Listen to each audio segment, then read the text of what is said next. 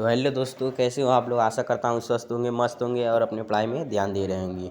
तो दोस्तों आज हम लोग बात करने हैं मोस्ट इम्पॉर्टेंट 5 क्वेश्चन के बारे में, जो कि बोर्ड के पेपर के लिए ज़रूरी होता है। मैं यहाँ पर एक ही वीडियो में देता हूँ, पर क्या करूँ, लोगों को इंटरेस्टिंग नहीं होता है, पढ़ाई में मन नहीं लगता है। मैं एक एक वीडियो के द्वारा ही आपको समझाऊंगी। पहला क्वेश्चन है, सीधे कीजिए कि 5 एक अपरिमेय संख्या है। ये जो क्वेश्चन है बहुत इंपॉर्टेंट है, ये क्लास 10th के लिए बहुत इंपॉर्टेंट है। हर में आपको सुनने को मिलेगा और आप जो क्लास 10th में जाएंगे तो पहले ही आपसे ये क्वेश्चन लगवाए जाएंगे।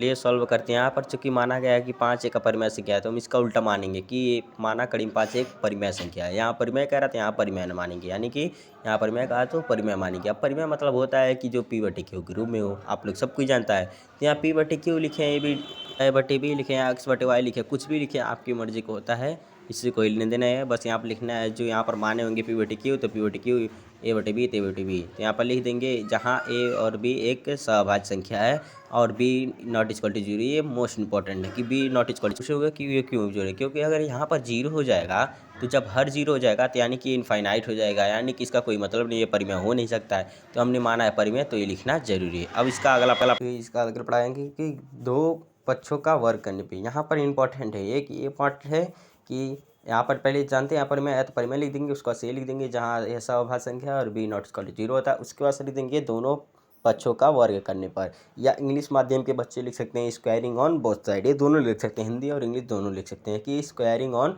Both side. क्या लिखेंगे, स्क्वायरिंग, क्या लिखेंगे, स्क्वायरिंग ऑन बोथ साइड। ठीक है, इसके वास्ते यहाँ पर जो भी स्क्वायरिंग कहते हैं तो स्क्वायर कर देंगे। अब ए बटे बी का स्क्वायर कर देंगे और बराबर लिख के 5 का कड़ी में 5 का। यहाँ पर कहें हम, यहाँ पर ए का ए से हो जाएगा, बी का बी से, यानी कि ए स्क्वायर या बी स्क्वायर। कड़ी में 5, यानी कि जानते हो जब कड़ी में दो संख्या बराबर होती है तो गुणा होता है, तो यानी कि वो कड़ी कट जाता है। तो यहाँ पर लिख सकते हैं कड़ी 5 का, कड़ी में 5 का कट कर देंगे गुणा, तो 5 आएगा। उसके बाद इसको यहाँ पर उठा देंगे। अब 5 को यहाँ भी ला सकते हैं और इसको ऊपर कर सकते हैं, क्योंकि हमें एक ए स्क्वायर को 5 से विभाजित दिखाना है। क्यों, क्योंकि देखिए अगर ए बराबर बी बटे 5 लिया है, फिर 5 बराबर बी बटे ए हो, तो बात एक ही होगा, यानी कि इसको यहाँ पर पलट देंगे, उसको वहाँ पर पलट देंगे। तो यही बात को हम यहाँ पर लिख देंगे, क्या, B square equal to A square बटे 5। तो इसको पहला समीकरण मान लेंगे। अब इसका अगला पड़ाव जो कि बहुत इंपॉर्टेंट है, बहुत ध्यान से सुनिएगा, कि हम जानते हैं कि यहाँ पर जो कि ए स्क्वायर बटे 5 से विभाजित दिया है। अब देखिए दोस्तों, तो ए स्क्वायर जो कि 5 से विभाजित है, तो यानी कि ए भी 5 से विभाजित होगा। जैसे मान लो 3 का स्क्वायर 9 है, तो 9 अगर 3 से विभाजित है, यानी कि 3 भी तो 3 से विभाजित होगा। ये तो सिंपल सी बात है। यहाँ पर देखिए कि अगर 3 का स्क्वायर 9 है तो ये 3 से विभाजित है, तो यानी कि 3 भी तो 3 से विभाजित होगा। ये तो सिंपल सी बात है, आप लोग बचपन से ही पढ़ते आ रहे हैं। क्यों, तो इसको लिख सकते हैं, यानी कि ए स्क्वायर 5 से विभाजित, यानी कि 5 से, अब 5 ए भी 5 से विभाजित होगा। अब यहाँ पर समीकरण एक माने तो ए बराबर 5, ए पुनः मान लेंगे ए बराबर 5 ही हम, तो समीकरण एक में रख देंगे, यानी कि समीकरण में एक मान रखने पर। तो समीकरण एक क्या है कि B square equal to A square upon 5, तो इसमें रख देंगे B square equal to 5 M, A का मान 5 यम, उसको स्क्वायर लिख देंगे बटे 5। अब यहाँ पर 5 से 5 काट दें, या फिर 5 का 25 होगा, ये लिख के समझाते हैं आप लोग को, नहीं समझ आ रहेगा। बी स्क्वायर इक्वल टू 5 का वर्ग 25 यम बटा 5। अब 5 से 5 काट देंगे, 5 बार में कटेगा, स्क्वायर यहाँ यम स्क्वायर रहेगा ही। अब यहाँ पर निकल के आया B square equal to 5 M square. अब यहाँ पर पहले ए को विभाजित दिखलाया था, अब 5 को इधर करेंगे ताकि बी को भी 5 से विभाजित करेंगे। तो लिख सकते हैं M square equal to B square upon 5, यानी कि यहाँ पर पहले माने थे कि हम जैसे ए स्क्वायर 5 से विभाजित है तो ए भी 5 से विभाजित होगा, इसी तरह से मान लेंगे बी स्क्वायर 5 से विभाजित है तो बी भी 5 से विभाजित होगा। ठीक है, तो इसके लिए हम लोग अगले पन्ने पे चलते हैं। तो देख लो दोस्तों, यहाँ पर कोई पढ़ना चाहता नहीं है क्या, सब लोग फालतू के काम में बिजी रहते हैं। ये नहीं सोचते हैं कि आखिर में आगे आज नहीं तो कल कभी न कभी पढ़ना ही पड़ेगा, वरना आगे का क्या है, बाहर जाओगे कमाओगे और क्या करोगे, मेहनत तो कभी तो कभी करना पड़ेगा। तो यानी कि क्यों ना हम लोग इसी 4 साल में मेहनत कर लें और अपनी पढ़ाई को ध्यान दे दें बहुत अच्छी तरीके से। क्यों, तो नहीं, आप लोग तो यूट्यूब खोलेंगे, उसके बाद से कई सारे रील पड़े हैं, देखते हैं इंस्टाग्राम फेसबुक। जब कोई पढ़ा लिखा हुआ व्यक्ति आपको बोलता है तो आपको शर्म आ जाती है। ये नहीं कि 5 मिनट का नॉलेज का वीडियो देख लें, समझ लें, नहीं समझ आएगा तो उसका क्या लेना देना है, एक बार देखो तो सही।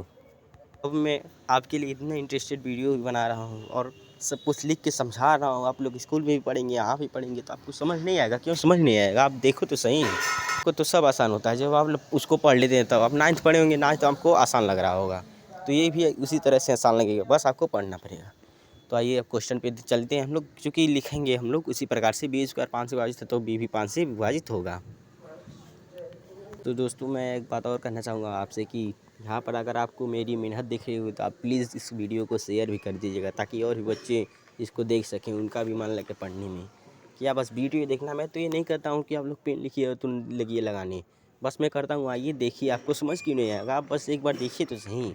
आपको ये नहीं समझ आया? नीला पेन से लिखा हुआ है, काला पेन से लिखा हुआ है, ये पन्ना है, ये पेन है। क्यों तेज़ तेज़ बोल रहा हूँ? इसलिए क्योंकि जानते हैं ये बड़ा वीडियो लोगों को इंटरेस्टेड नहीं लगता है। तो चूँकि यहाँ पर हम लोग लिखे थे कि सअभाज्य है, तो सअभाज्य किसका होता है? जिसका मसा 1 होता है। यहाँ पर इसका मसा 5 है, यानी कि दोनों में 5 कॉमन मिल रहा है। तो यानी कि ये तो गलत है हमारा कि हम लोग माने थे सहभाज्य संख्या, यहाँ पर इसका दोनों में 5 उभयनिष्ठ मिल रहा है, यानी कि तो ये तो हमारा मानना गलत है।